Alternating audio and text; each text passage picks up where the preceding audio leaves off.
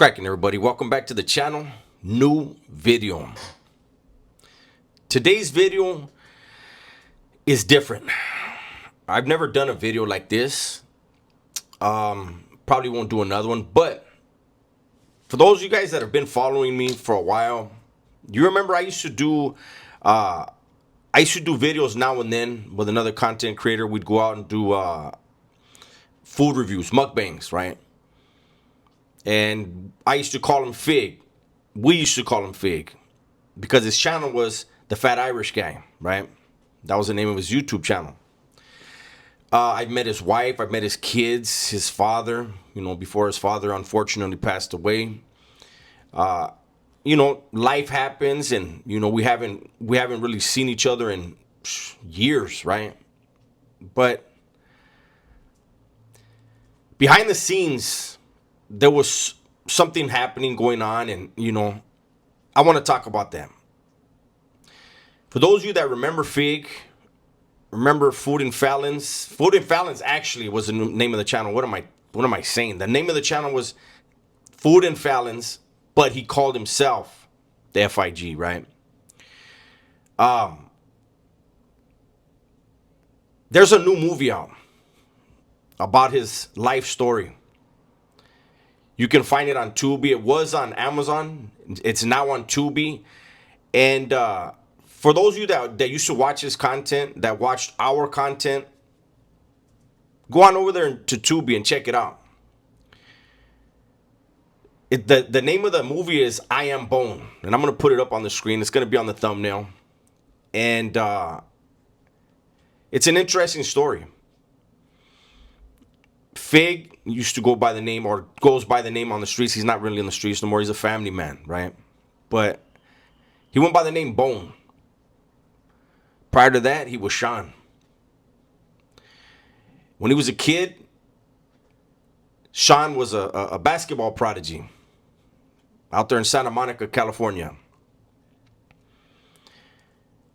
As a kid, something terrible happened. Something unfortunate happened that made Sean turn to the streets, and Sean became Bone. He went from a good kid, a good student, a regular guy, a regular kid, man, living his life, to carrying guns, carrying knives, shooting people, stabbing people, moving a bunch of dope, doing the things that get done in the streets, especially when you take the streets seriously. And because of what happened to him, it focused him on the streets. The streets became his passion,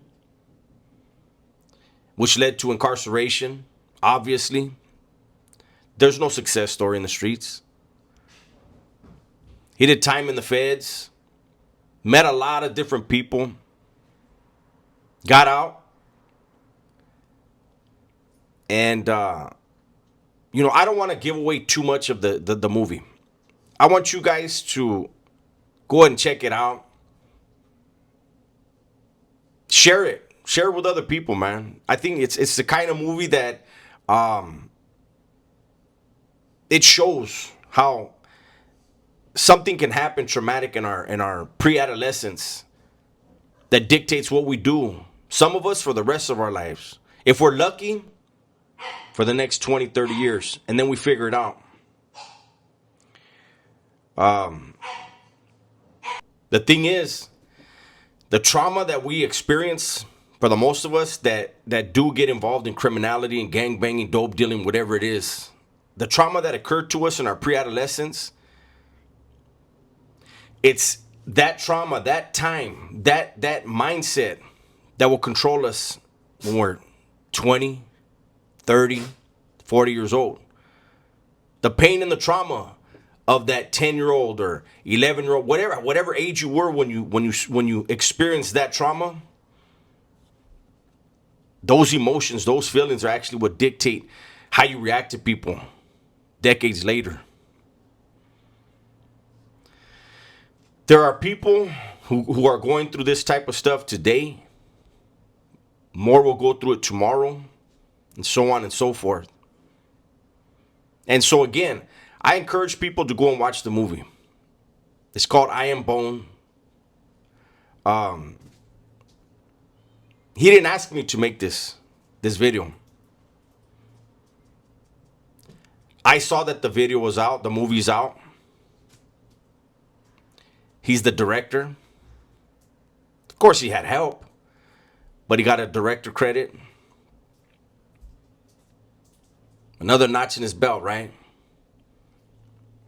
To go from a gangbanger and dope dealer, convict, to Hollywood movie director, to going all over the United States, meeting new people, experiencing life rather than just existing, running from the cops. That's an amazing story. If nothing else, and there are so many success stories like that aren't told. People that are ex-gangbangers, ex-dope dealers, ex-convicts that are making things happen in their own way, quietly, all across this nation.